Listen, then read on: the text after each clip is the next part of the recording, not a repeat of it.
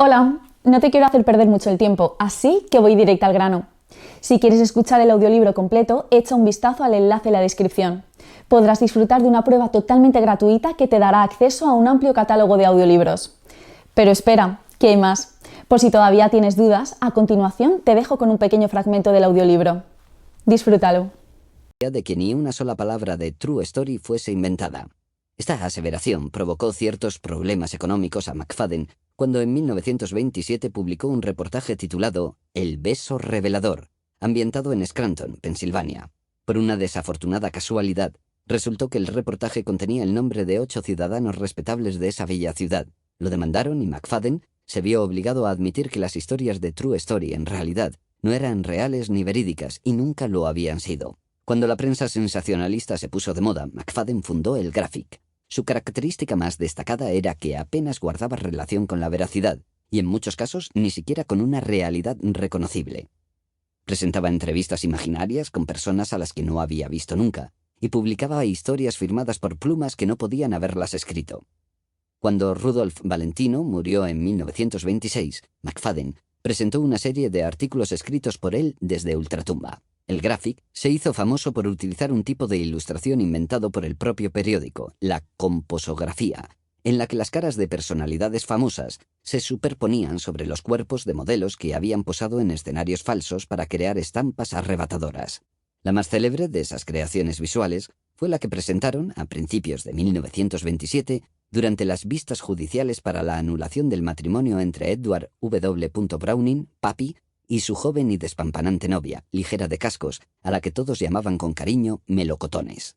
Para ilustrar esa historia, el Graphic ofreció una fotografía que mostraba, sin ninguna intención de parecer plausible, a Melocotones desnuda en el estrado. Ese día el Graphic vendió 250.000 ejemplares más que de costumbre. El New Yorker llamaba al Graphic un hongo grotesco, pero desde luego ese hongo tenía un éxito descomunal. En 1927 tenía una tirada de casi 600.000 ejemplares. Para los periódicos convencionales, las cifras eran preocupantes, pero habían empezado a bajar. La mayor parte de ellos respondieron con un intento velado de parecerse a la prensa amarilla, por lo menos en espíritu, aunque no en la presentación. Incluso el New York Times, si bien mantuvo con devoción su solemnidad y tono gris, le buscó un hueco a innumerables historias jugosas a lo largo de la década, y las cubrió con una prosa que a menudo se acercaba al fervor sensacionalista. Por lo tanto, cuando se produjo un asesinato como el de Albert Snyder, todos los periódicos se volcaron en la noticia con una especie de frenesí.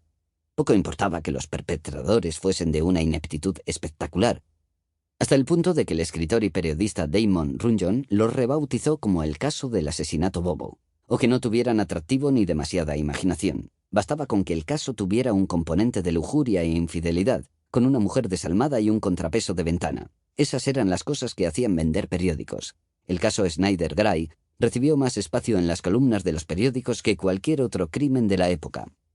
Y no sería superado en espacio de cobertura hasta que tuvo lugar el juicio de Bruno Hauptmann por el secuestro del hijo de Charles Lindbergh en 1935.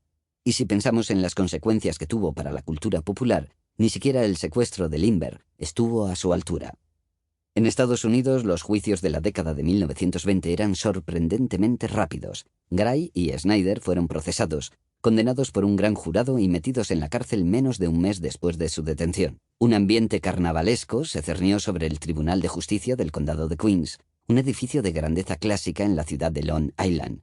130 periódicos de todo el país y de lugares tan remotos como Noruega enviaron reporteros. La Western Union instaló la centralita más grande que había montado jamás, más grande incluso que las empleadas para una convención presidencial o para la Serie Mundial de Béisbol. A las puertas del tribunal se apostaron varios carritos de comida rápida y vendedores de recuerdos que ofrecían alfileres de corbata con forma de contrapesos de ventana a 10 centavos. El gentío se congregaba todos los días con la esperanza de encontrar asiento libre dentro.